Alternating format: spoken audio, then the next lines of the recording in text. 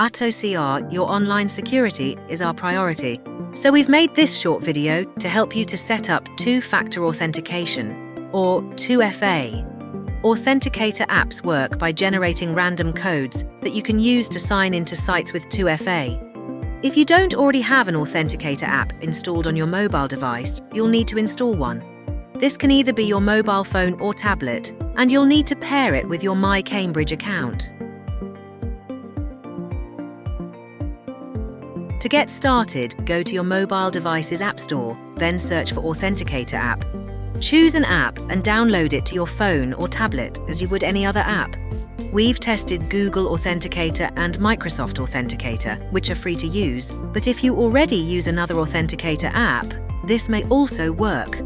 Once you've chosen the free Authenticator app that you'd like to use, follow the instructions on your device to set up your account. If you have any issues installing an Authenticator app, you may need to speak to your IT department. When you log in for the first time to a My Cambridge service that's 2FA enabled, you'll see the following screen. From here, you'll need to open the Authenticator app on your mobile device or tablet and scan the QR code. The Authenticator app will generate a unique 6-digit passcode. All you need to do is enter this 6-digit verification code within 30 seconds, making sure there are no spaces in the box, and click Continue. Your mobile device will now be paired with your My Cambridge account. And the next time you log in, you'll need to use the same mobile device to generate a unique code.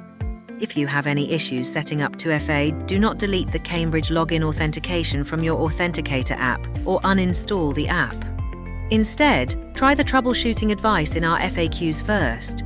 And, if you ever change your mobile device, you'll need to pair your new mobile device with your My Cambridge account. We hope this has helped. Thanks for watching.